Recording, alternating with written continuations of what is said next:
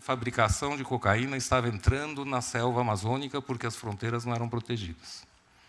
Ouvia-se falar que isso estava chegando nas grandes cidades. E, hoje em dia, não dá para se esquivar de enfrentar esse tema. E, mais além do que o tráfico de drogas e as drogas ilegais, eu vou fazer um sobrevoo, de fato, sobre essa temática, em 20 minutos, agora só tem 24. Não dá para ir profundo, eu tenho um curso até de 9 horas sobre essa temática, mas contextualizem sempre que estamos falando não só das drogas ilícitas, mas das drogas lícitas também. Essas que vendem em drogaria. Alguém já entrou em drogaria? Com certeza. São, inclusive, dos maiores castelos comerciais que a gente vê crescendo em São Paulo. Tem drogarias enormes, uma na frente da outra, é incrível. Remédio é um bom negócio, com certeza. E o que vem acontecendo na realidade brasileira, não só nessa temática, mas a inimputabilidade, seja do usuário ou até do traficante, faz com que, realmente, se a gente não esteja preocupado, deveria ficar. Se a gente não tenha medo, deveria ter. E se a gente não toma uma atitude, deveria tomar. Só traçando aqui um perfil rapidamente histórico, e eu grifei aqui só algumas palavras para entender o que é considerado drogas nesses séculos todos. Remédio, tabaco, café, aguardente, álcool. Isso tudo já foi ou é proibido em alguns contextos sociais aqui no nosso planeta, na nossa sociedade. E aí, o que são drogas? E o convite aqui, realmente, tem alguns pedacinhos de slides, que é um convite à reflexão, mas, no geral, é um convite à reflexão. Por definição, seja na área médica, seja na área legal, drogas alteram o funcionamento psíquico e mental, drogas causam dependência física, emocional ou psicológica, e drogas podem modificar comportamentos. Estava almoçando agora perto daqui, comi uma saladinha leve, estava repassando aqui o material e fui ler mais alguma coisa e falei, bom, uma das drogas que eu de fato sou adicto é livros e leitura. E é tão interessante, porque elas alteram o funcionamento meu psíquico e mental. Se eu ler alguma coisa que eu gosto, eu fico de super bom humor. Não sei vocês. Quando interessa, e vai e tal. Causam dependência física? Acho que não. Mas emocional e psicológica, de certa forma, sim. Quem lê muito sabe que não consegue parar de ler. É uma coisa muito gostosa, é uma oportunidade interessante. E podem modificar o comportamento? Certamente. E quando a gente pensa no contexto condominial, que é a proposta hoje, certamente a gente pode observar comportamentos alterados por diversas razões. Alguns dos palestrantes falaram sobre isso agora há pouco. Um olhar geral do mercado, se a gente pensar numa sociedade que alguns autores chamam de uma sociedade drogada, ou uma sociedade que se droga, que usa um monte de substâncias para alterar e ter todas essas funções, se a gente juntar as ilícitas com as lícitas, e ainda pegar aquele histórico primeiro, a gente vai perceber que é um enorme mercado verdadeiro de produtos proibidos, produtos permitidos, produtos que já foram permitidos e são proibidos, e produtos que já foram proibidos e são permitidos. E se a gente for listar, isso aqui é mais como aspas, choque de consciência, vamos agrandar aqui os nossos horizontes. As drogas lícitas, o álcool é o campeão das consequências ruins da nossa sociedade. Isso está em todos os livros, pelo amor de Deus, prestemos atenção. Quando a gente vê o quase que mandamento nas propagandas, subsidiado em legislação, beba com moderação, a gente precisa perceber qual é a mensagem que estamos passando. Qual é a mensagem que estão passando para as crianças e jovens? Beba com moderação. O problema é sempre quando passa da moderação. Açúcar é uma droga. Promove e altera várias questões. E ela invadiu o nosso cardápio em um monte de lugares. O tabaco, o máximo que se fez até hoje é tirar a propaganda e colocar fotos horrorosas nos maços de cigarro e dizerem que causa a morte. É verdade, mas inventar um cigarro que seja menos danoso, ou criar realmente campanhas de conscientização, isso a gente ainda não viu com efetividade. É uma droga. E depois a gente vai para cola, combustíveis, solventes, removedores, tintas acrílicas. Olha quanto produto que vende numa casa de material de construção, e que são drogas. E se a gente acrescentar todos esses remédios, né, eu convido vocês a refletir se nunca tomaram nenhum desses remédios, se conhece alguém que tomou. Dificilmente vamos encontrar alguém que não, né? Então, emagrecedores, antidepressivos, calmantes, ansiolíticos, estimulantes e soníferos. Não é incrível? É para acordar, é para dormir melhor e assim vai. Só que sob a chancela da medicina, sob a chancela da saúde, do que possa se chamar saúde. Eu falo isso e ressalto isso porque, em algum momento, eu vou propor que também essas drogas ilícitas sejam tratadas de alguma forma semelhante como um caso de saúde pública. E outras para fins religiosos. A gente conhece pouco sobre as nossas raízes, mas as tribos indígenas brasileiras têm dezenas de medicamentos da mata, da selva, que são intitulados como drogas e que trazem saúde. O rapé é um que já está mais ou menos institucionalizado, que pode. A ayahuasca já tem decreto que pode, e tem sido usado como remédio até de desadição do crack. Então, são temas que a gente precisa, talvez, prestar mais atenção. E as drogas ilícitas? Quem aqui é do tempo em que lança perfume podia? Eu sou, e nos bailinhos de carnaval, nos trenzinhos, espirravam atrás, ficava todo mundo no trenzinho. Eu não lembro, era meio pequenininho, mas devia ser um delírio interessante. Hoje em dia é proibido. A maconha, por mais que a gente saiba que é proibida, eu diria que ela é quase que de uso comum na cidade. E aí eu pergunto para vocês, alguém conhece algum condomínio que provavelmente não usa nenhuma droga e não tem nenhum problema? Para não expor, então, quem conhece? Levantem a mão. Nossa, quase todo mundo. Isso aqui é só um atestado do que eu estou falando, não é um delírio. Daí a maconha, o haxixe, a cocaína, os cogumelos específicos, o crack.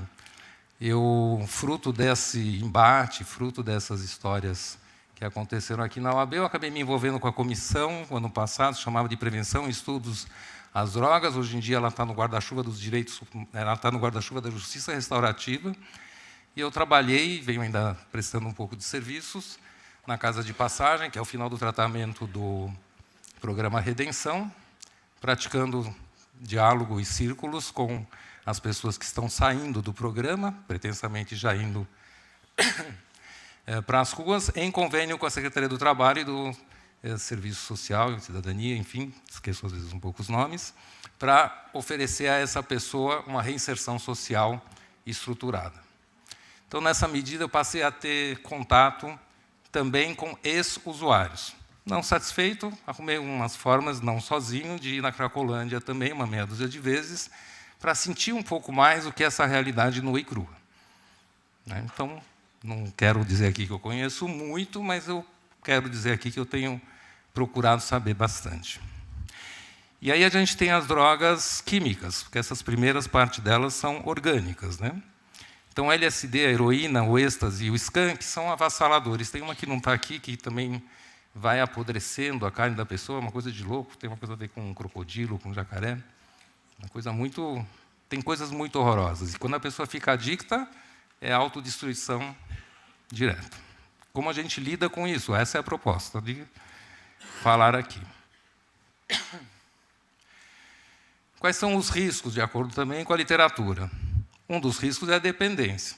Eu tomo um golinho de vinho nas refeições religiosas, provavelmente eu não vou desenvolver uma adição ou uma dependência.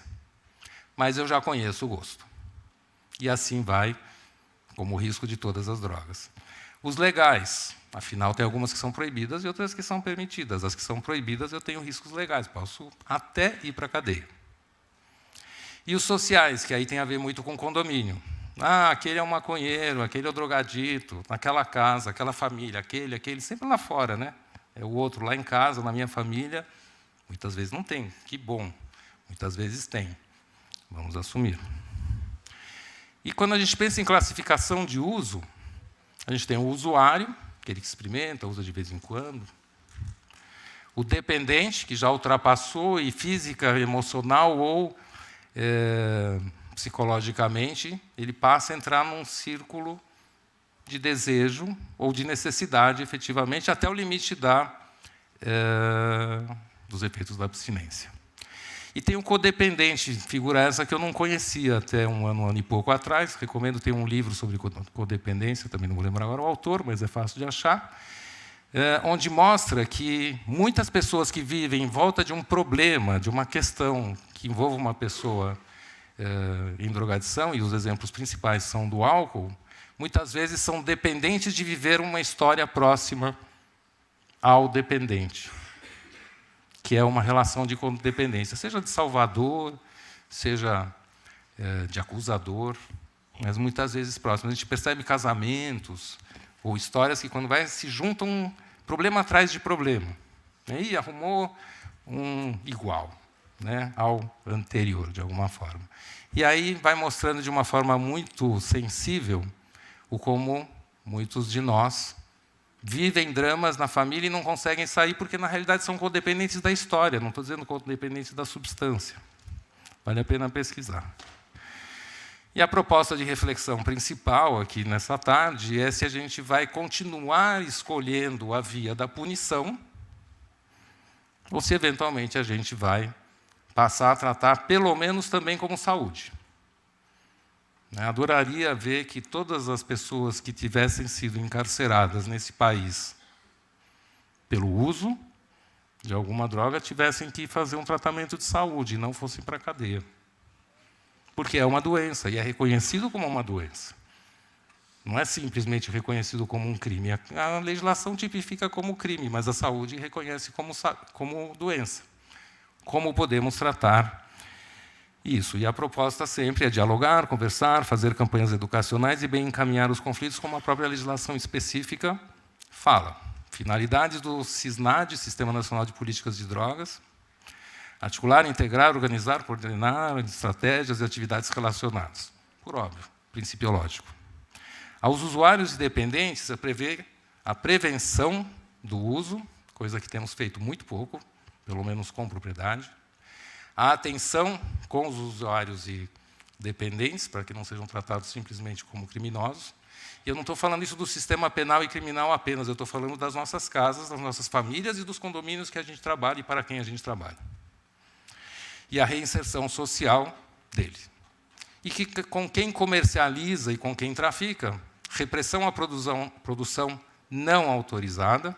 Vocês devem estar acompanhando, a maconha está na ordem do dia da Anvisa e de vários outros órgãos para se discutir se a maconha, ou o THC, ou a cannabis, enfim, esses nomes, para efeitos medicinais, haja permissão de produção, como remédio.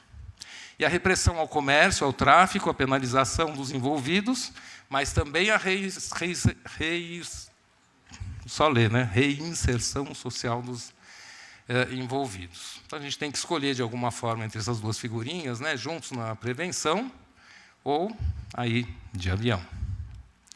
Quando a legislação traz, e a gente precisa se conscientizar disso, porque, se somos advogados, a gente usa a legislação, a lei e todas as outras fontes de direito como ferramentas de trabalho, para o consumo pessoal, quem adquirir, guardar, ter depósito, todas as figuras possíveis, né, que uma substância possa transitar entre as mãos, isso é chamado, quando é para uso próprio, ou para preparação de consumo pessoal.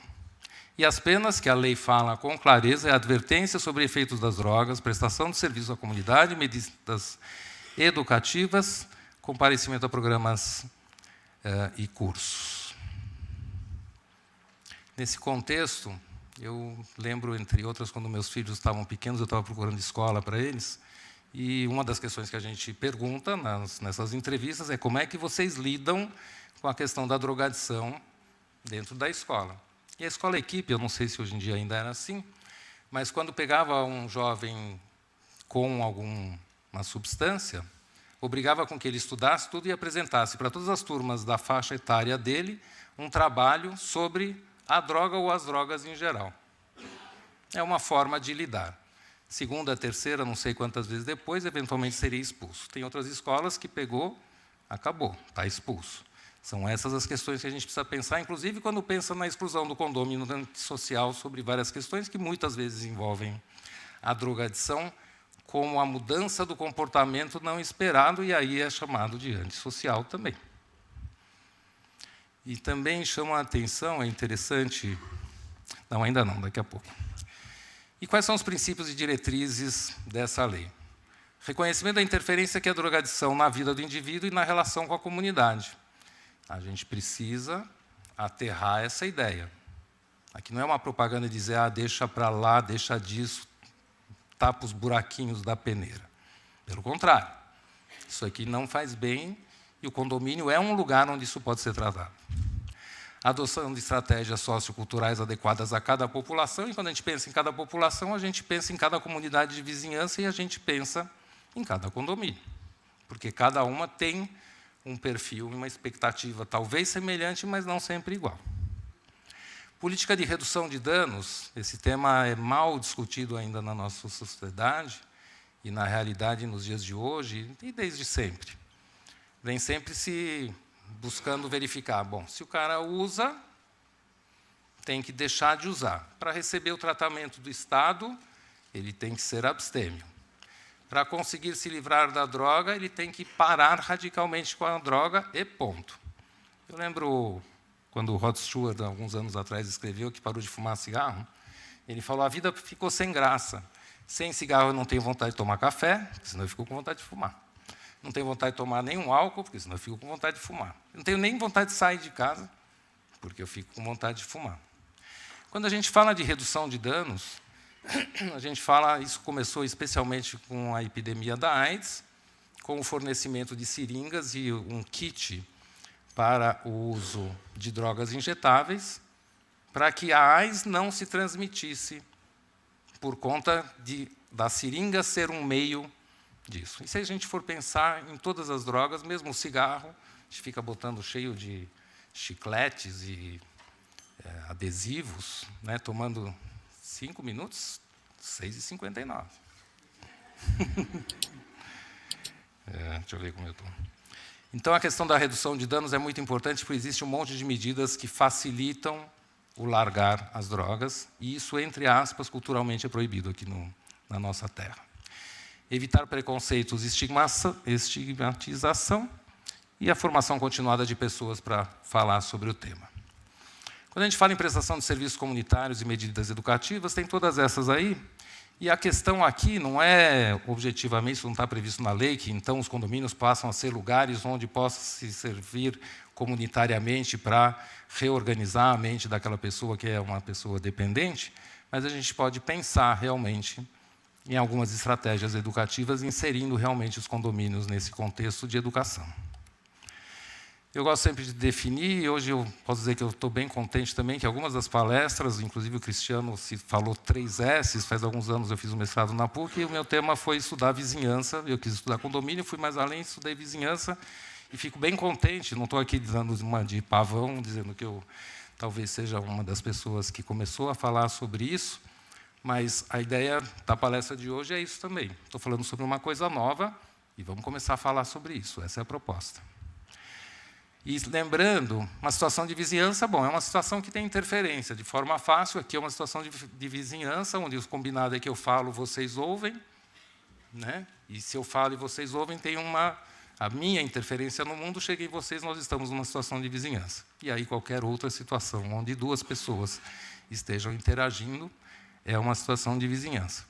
E comunidades de vizinhança é um termo trazido do direito espanhol, onde cada condomínio tem um contexto de comunidade. Quando eu comecei a falar de comunidade de vizinhança, todo mundo falou, está chamando de condomínio de favela, né?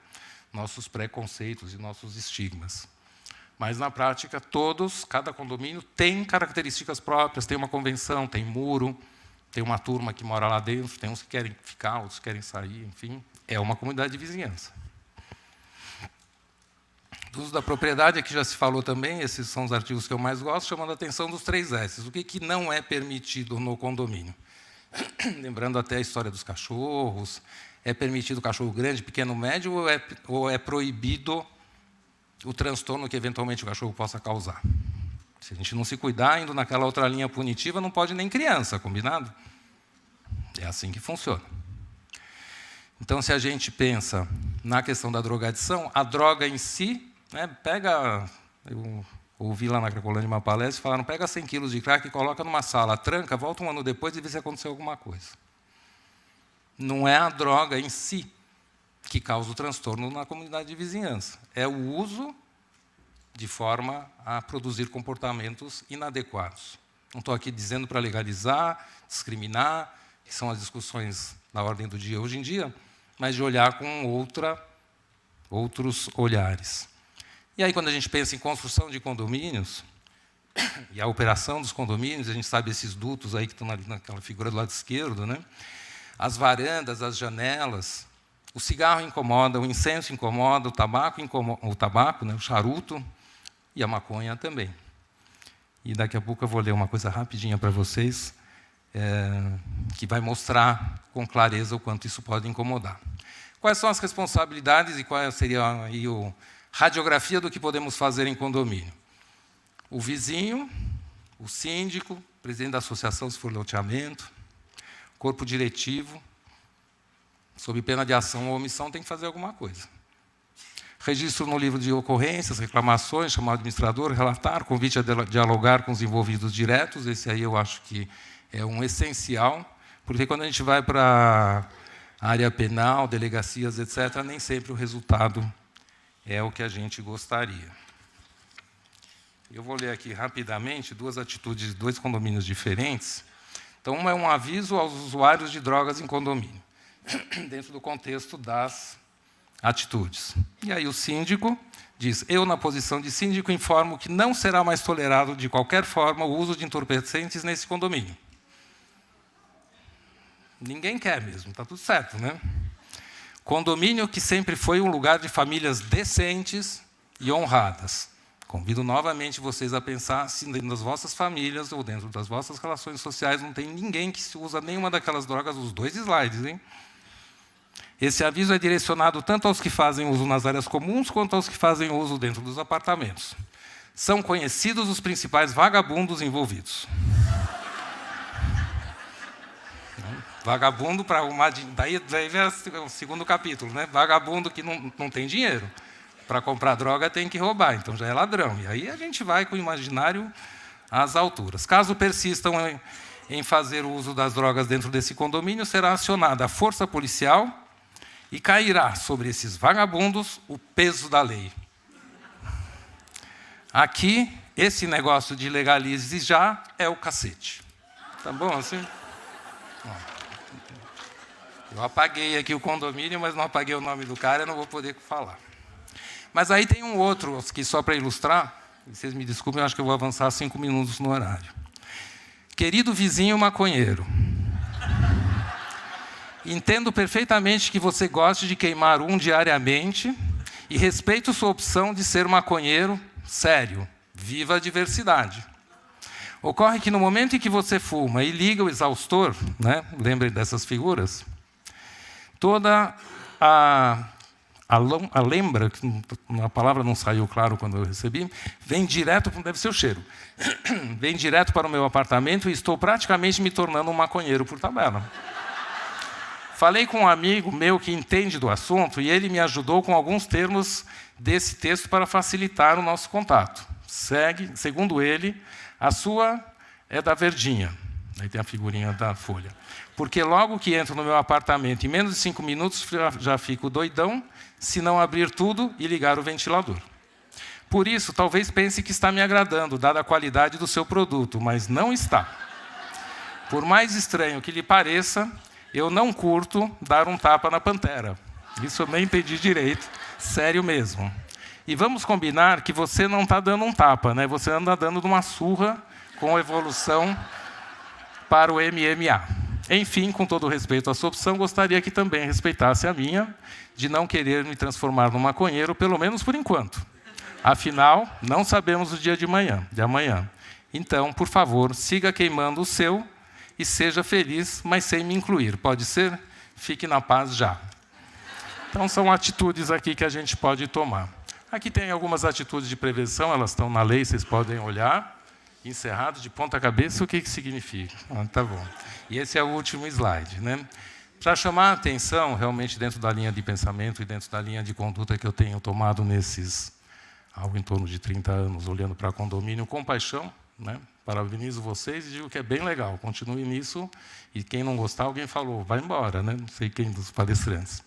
Mas a comunidade de vizinhança ela deve acolher, proteger, não se esconder e não topar o sol da peneira. Não adianta a gente inventar moda. E quando a gente fala de condomínio social e escalonamento de multas e o acirramento de antagonismo, muitas vezes a gente promove a deteriorização da qualidade de vida relacional de cada comunidade. E as pessoas chegam uma hora que falam, não tem mais graça morar aqui. Né? O sonho da casa própria ou não própria vai se esvaindo por conta de má administração dos conflitos. Esse é o convite que a nós, advogados, mediadores, enfim, empreender dentro dos condomínios. Chamar especialistas, promover conversas, processos circulares de diálogo e pensar nessas figurinhas aqui do lado direito. Nem sempre, quando a gente chama alguém para falar sobre drogas, ou para advertir, ou para multar, tem uns que vêm rápido, pagam a multa, porque não querem que apareça, que ele ou seu filho usam. E tem uns que vêm e dizem, por favor, me ajude mesmo. Eu passo o dia todo fora e meus filhos ficam aqui sob a guarda do condomínio. Não precisa fazer nada, só me avisa. A multa, a advertência, eu recebo, eu sei. Então, muitas vezes, a gente tem que ressignificar condomínios. E lembrando que somos todos, de alguma forma, portadores de necessidades especiais. Todos nós e todos os nossos clientes. Boa tarde.